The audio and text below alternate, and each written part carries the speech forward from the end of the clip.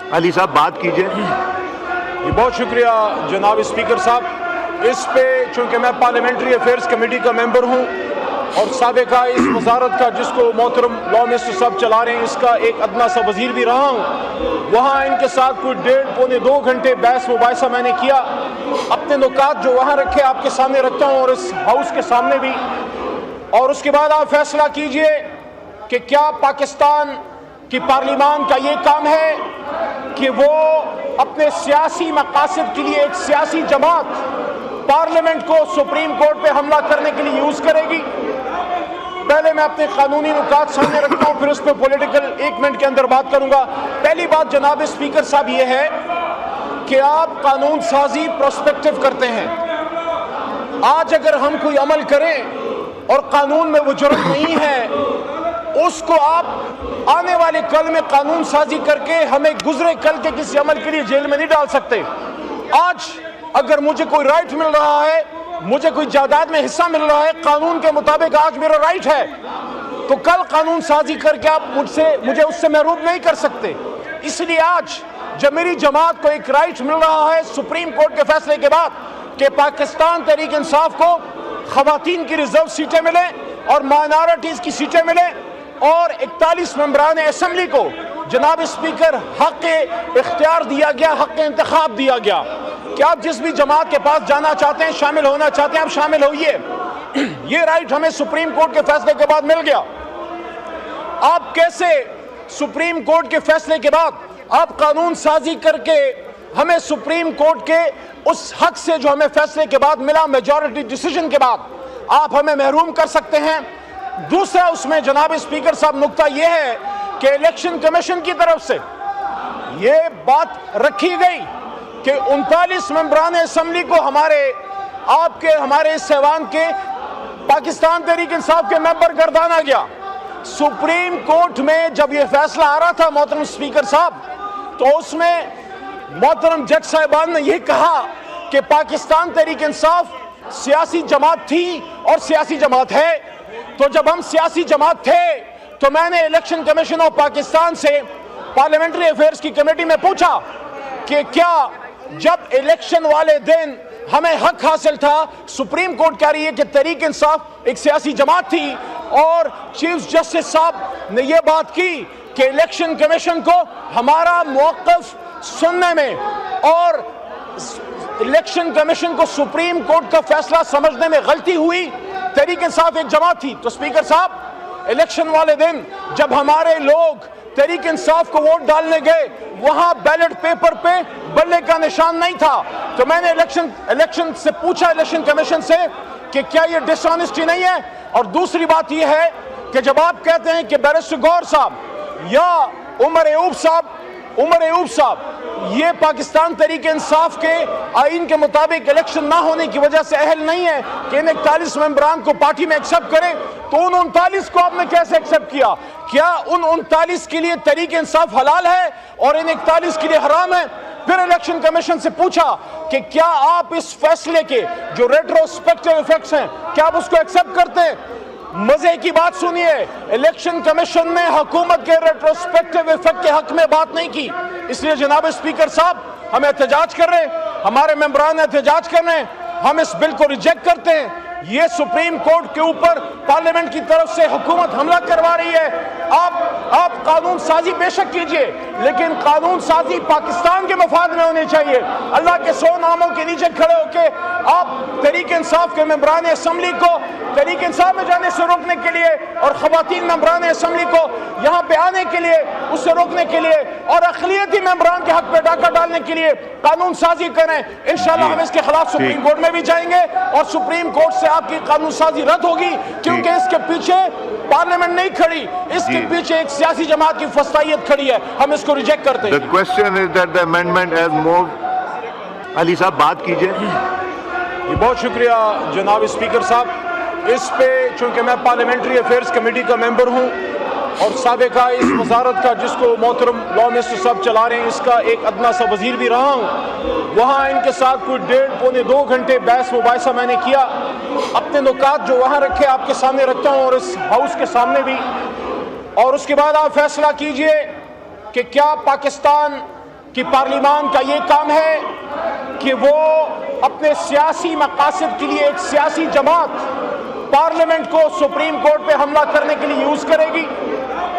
پہلے میں اپنے قانونی نکات سامنے رکھتا ہوں، پھر اس پہ پولیٹیکل 1 منٹ کے اندر بات کروں گا.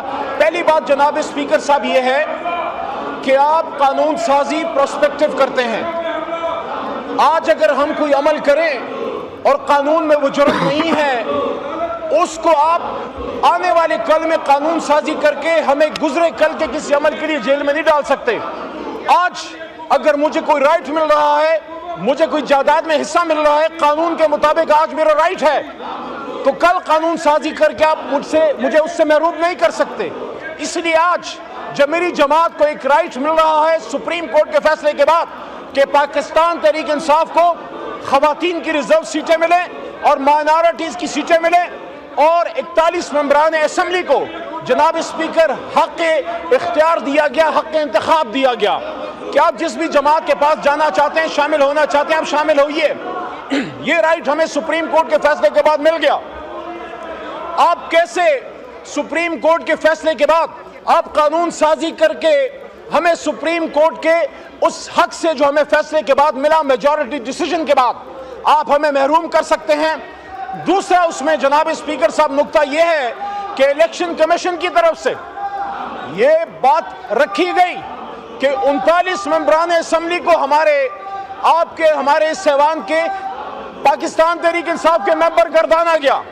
سپریم کورٹ میں جب یہ فیصلہ آ رہا تھا محترم اسپیکر صاحب، تو اس میں محترم جج صاحبان نے یہ کہا کہ پاکستان تحریک انصاف سیاسی جماعت تھی اور سیاسی جماعت ہے.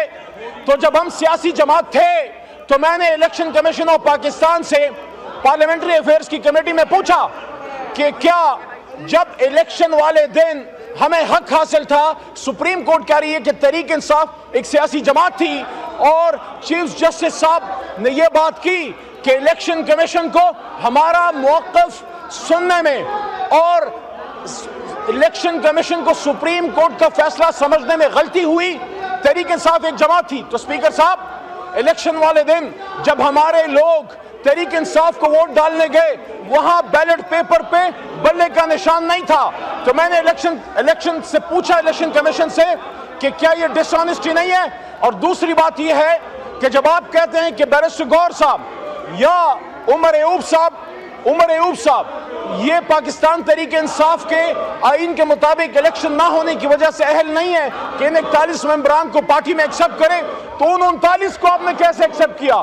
کیا ان 39 کے لیے تحریک انصاف حلال ہے اور ان 41 کے لیے حرام ہے؟ پھر الیکشن کمیشن سے پوچھا کہ کیا آپ اس فیصلے کے جو ریٹروسپیکٹیو ایفیکٹس ہیں، کیا آپ اس کو ایکسپٹ کرتے ہیں؟ مزے کی بات سنیے، الیکشن کمیشن نے حکومت کے ریٹروسپیکٹیو ایفیکٹ کے حق میں بات نہیں کی. اس لیے جناب اسپیکر صاحب، ہم احتجاج کر رہے ہیں، ہمارے ممبران احتجاج کر رہے ہیں، ہم اس بل کو ریجیکٹ کرتے ہیں. یہ سپریم کورٹ کے اوپر پارلیمنٹ کی طرف سے حکومت حملہ کروا رہی ہے. آپ قانون سازی بے شک کیجئے، لیکن قانون سازی پاکستان کے مفاد میں ہونی چاہیے. اللہ کے 100 ناموں کے نیچے کھڑے ہو کے آپ تحریک انصاف کے ممبران اسمبلی کو تحریک انصاف میں جانے سے روکنے کے لیے اور خواتین ممبران اسمبلی کو یہاں پہ آنے کے لیے اس سے روکنے کے لیے اور اقلیتی ممبران کے حق پہ ڈاکہ ڈالنے کے لیے قانون سازی کریں. انشاءاللہ ہم اس کے خلاف سپریم کورٹ میں بھی جائیں گے اور سپریم کورٹ سے آپ کی قانون سازی رد ہوگی، کیونکہ اس کے پیچھے پارلیمنٹ نہیں کھڑی، اس کے پیچھے ایک سیاسی جماعت کی فسطائیت کھڑی ہے. ہم اس کو ریجیکٹ کرتے ہیں. The question is that the amendment has moved. Law Minister صاحب، would you like to? جی سر، میں بالکل اس پہ 2 باتوں کی وضاحت کروں گا. پہلی بات تو یہ ہے کہ قانون سازی میں بارہا کہہ چکا ہوں، اس موقر اور معزز ایوان کا پریروگیٹو ہے، اختیار ہے، اور یہ قانون سازی اللہ کے 100 ناموں کے نیچے کھڑے ہو کے میں کہہ رہا ہوں آئین کی روح کے عین مطابق ہے. یہ انکانسٹیٹیوشنل نہیں ہے، یہ آئین کی روح کے عین مطابق ہے. میرے دوست علی محمد صاحب نے کہا کہ ہمارا راستہ روکنے کے لیے ہے، اور انہوں نے حوالہ دیا اللہ تعالیٰ کے ناموں کا. میں یہ بھی عرض کرتا چلوں کہ ان کے 81 لوگوں نے اللہ تعالیٰ کو حاضر ناظر جان کے یہ حلف نامہ داخل کرایا. ان کا تعلق تحریک انصاف سے نہیں ہے، سنی اتحاد کونسل سے ہے. تو بھائی کسی ایک بات پہ کھڑے ہوں۔ آپ نے حلف نامے دیے، حلف نامے کے مطابق آپ نے کہا کہ آپ بلا جبر و اکراہ سنی اتحاد کونسل کو جوائن کر رہے ہیں، آپ کو ان کا رکن تصور کیا جائے۔ سپریم کورٹ نے آپ سے پوچھا، آپ کے وکیل فیصل صدیقی صاحب نے کہا، یہ مائنورٹی ڈیسیژن میں جو ریزنز آئی ہیں میرے ہاتھ میں ہیں، ان سے پوچھا گیا کہ آپ یہ ریزرو سیٹس پاکستان تحریک انصاف کے لیے مانگ رہے ہیں یا سنی اتحاد کے لیے؟ لبیک کہا فیصل صدیقی صاحب نے، انہوں نے کہا جی صرف سنی اتحاد کے لیے۔ آپ کے وکیل کنول شوذب کے وکیل راجہ سلمان اکرم صاحب سے پوچھا گیا کہ کیا آپ یہ سیٹس کلیم کرتے ہیں؟ انہوں نے کہا جی یہ سنی اتحاد کو دی جائیں۔ اب آئین کے آرٹیکل 51 کے پرووائزو اور آئین کے آرٹیکل 106(3) کے تحت ایسی جماعت جس نے الیکشن میں حصہ نہیں لیا یہ سیٹیں نہیں تھی جا سکتی۔ تو خدا را حقائق کو صحیح بیان کرے، فیکٹ سیدھے رکھے۔